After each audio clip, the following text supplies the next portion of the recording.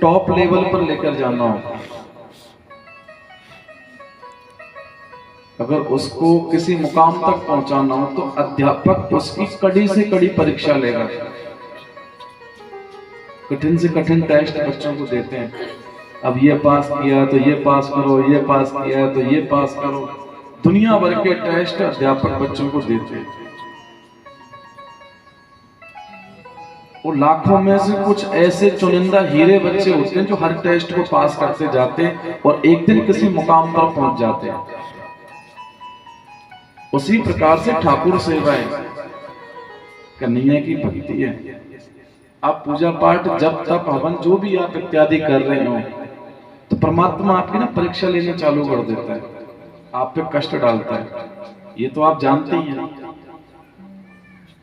और जो पाप कर्म करते हैं, जो कभी पूजा पाठ नहीं करते, ठाकुर जी पे कष्ट भी नहीं डालता, उनको बढ़ाता है, खूब पैसा देता है, बढ़ो खूब, जितना तुम दरिद्र की तरफ बांट सकते हो भगो।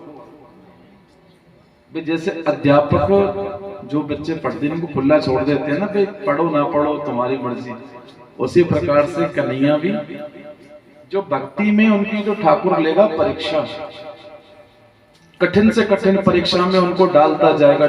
और एक दिन जब वो परीक्षाओं में सफल हो जाते हैं तो भक्तों के नाम से जाने जाते हैं वही। और ऐसे न जाने कितने भक्त हुए जी कल काल में, कलयुग में। सतयुग त्रेता द्वापर की तो आप बात छोड़ो, इसी कलयुग में जिसमें हम और आप जी रहे हैं समय पे, जो समान समय उनके लिए था वही समान समय हमारे लिए भी है। लेकिन आज उनकी श्रेणी भक्तों में है। हमारे वृंदावन में बांके बिहारी को किसने प्रकट किया था?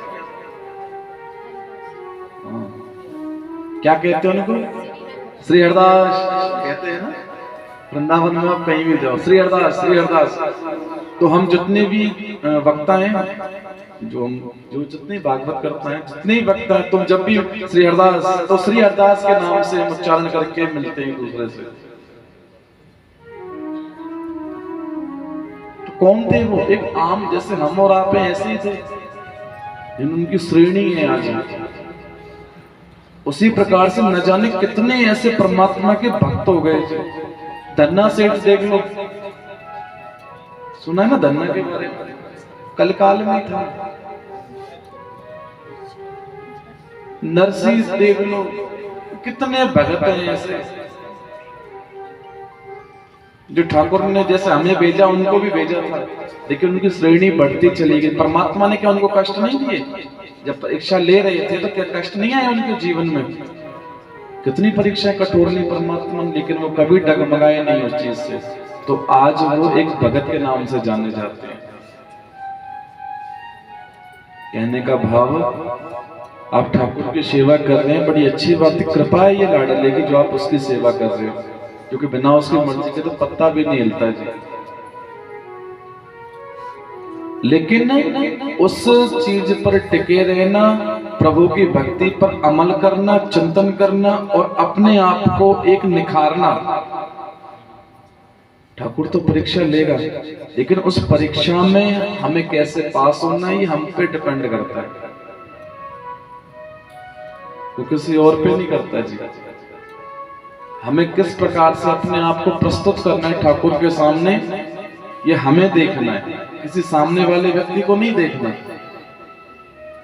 तो अगर अपने जीवन को सुधारना है तो ठाकुर की भक्ति में लगे रहो। ठाकुर परीक्षा लेना चालू भी कर देगा। आपने आज से भक्ति चालू की, क्या पता ठाकुर कल से परीक्षा लेने लग जाए। ये वास्तविकता वाली बात है। तो वो तो हर घड़ी, हर क्षण, हर पल परीक्षा लेगा, लेकिन आपको उस परीक्षा में पास होना है जी। ठीक है मेरे गोविंद, मेरे गोविंद। तो हमें हर उस परीक्षा में पास होना है। ठीक है। आज श्री वेद व्यास जी महाराज ने भी श्री सुखदेव जी महाराज की परीक्षा ली। सर्वप्रथम उसको जनकपुर भेजा गया जी। सुखदेव जी महाराज को चौखट पे बिठा रखा है राजा जनक से मिलने के लिए। और राजा जनक महलों के अंदर ही हैं।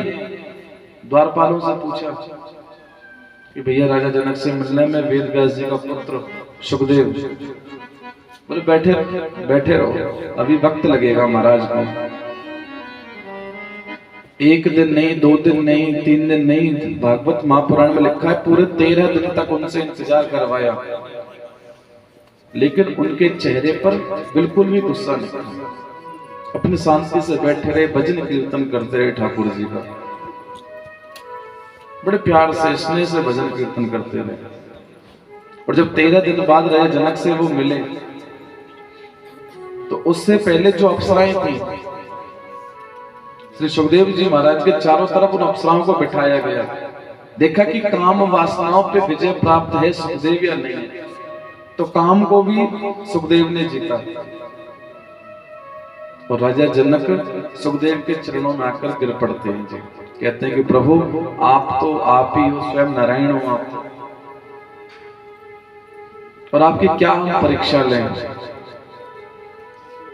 जैसे ही ये वार्ता श्री वेद व्यास जी महाराज को पता चलती है, वो उनको भागवत का चरणामृत, भागवत जी का रसपान उनको कराते हैं। किसको? सुखदेव जी महाराज। श्री सूत जी महाराज इसको कथा सुना रहे हैं।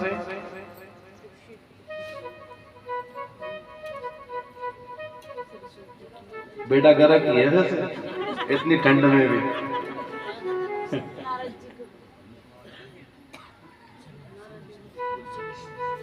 श्री सूत जी महाराज 88,000 सौनकादि ऋषियों को नैमिषारण्य क्षेत्र में श्रीमद् भागवत महापुराण का रसपान करा।